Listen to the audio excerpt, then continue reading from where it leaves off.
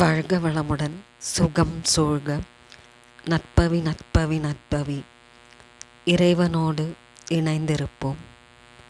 ஸ்ரீ லலிதா சகஸ்ரநாமம் தினமும் சொல்லி வருவது அனைத்து தெய்வங்களையும் வணங்கிய பலனை தருவதாகும். அதனால் ஸ்ரீ லலிதா சகஸ்ரநாமம் அனைத்து நாமாவளிகளிலும் தலை சிறந்ததாக போற்றப்படுகிறது. இறை வழிபாட்டில் மந்திர ஜபம் செய்வது மிகவும் முக்கியமானதாகும். இது மனதை இறைவனுடன் ஒன்றச் செய்வது.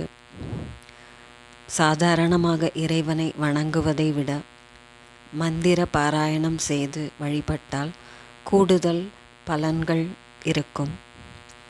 நாம் உச்சரிக்கும் மந்திரத்திற்கு தனி சக்தி கிடைப்பதோடு இறைவனின் சக்தியும் இணைந்து அளவில்லாத நன்மைகளை நமக்கு வாரி வாரி வழங்கும். பிரம்மாண்ட புராணத்தில் இருந்து தோன்றிய நூல் தொகுப்பே ஸ்ரீ லலிதா சகஸ்ரநாமம் ஆகும்.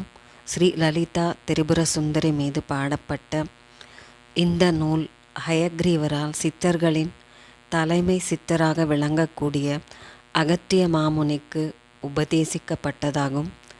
லலிதா திரிபுர சுந்தரி என்பது சிவசக்தியின் ஐக்கியமாகவும் இதற்கும் மேல் ஒரு தெய்வம் கிடையாது என்றும் சொல்லப்படுகிறது.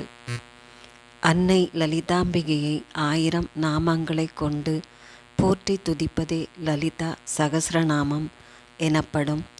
ஒருமுறை ஜபித்த நாமம் மீண்டும் இடம்பெறாத வகையில் அன்னையின் 1000 பெயர்களை கொண்டு உருவாக்கப்பட்டது ஸ்ரீ லலிதா சகஸ்ரநாமம்.